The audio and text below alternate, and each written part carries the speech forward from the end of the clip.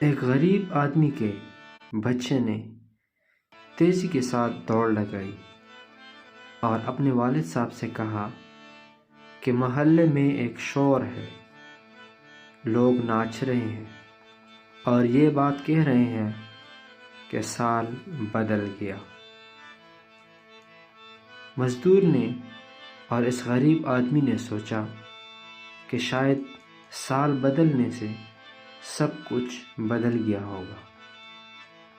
وہ اسی سوچ کے ساتھ اپنے گھر میں موجود اپنی بوڑھی ماں کے پاس گیا اور کہا کہ اماں جی، سال بدل گیا، اب میں آپ کا مکمل علاج کروں گا اور میں آپ کو اپنے پاؤں پہ پھر سے کھڑا کروں گا۔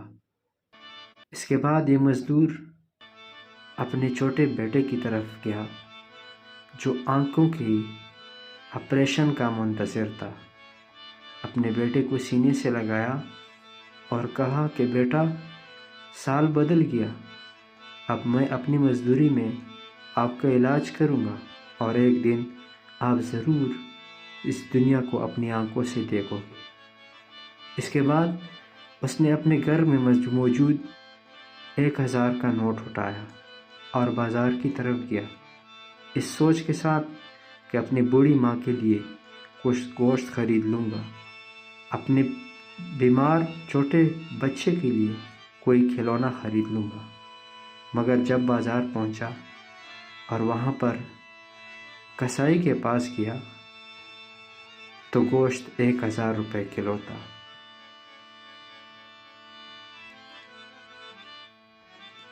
یہ دیکھتے ہی مزدور کی آنکھیں کھل گئی اور بدک سا گیا کہ حالات تو وہی ہیں۔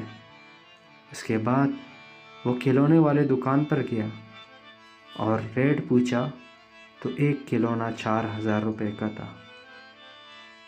مزدور نے سوچا کہ چلو ریٹس تو کم نہیں ہوئے، مہنگائی تو ویسی کی ویسی ہے، لیکن شاید میری مزدوری بڑھ گئی ہو۔ گھر واپس آیا، صبح مزدوری پہ گیا تو مالک نے پورے دن کے مزدوری کے صرف 700 روپے تنخواہ دیے۔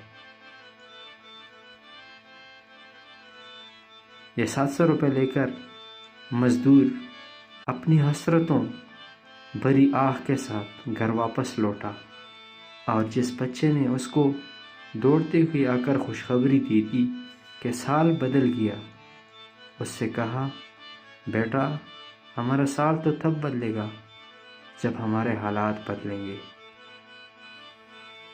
جب رشوت خور رشوت چھوڑ دے گا اور سود خور سود چھوڑ دے گا، جب دفتر میں ملازم ایمانداری کے ساتھ اپنا کام کرے گا، جب تاجر بازار میں ریٹ لسٹ مناسب رکھے گا،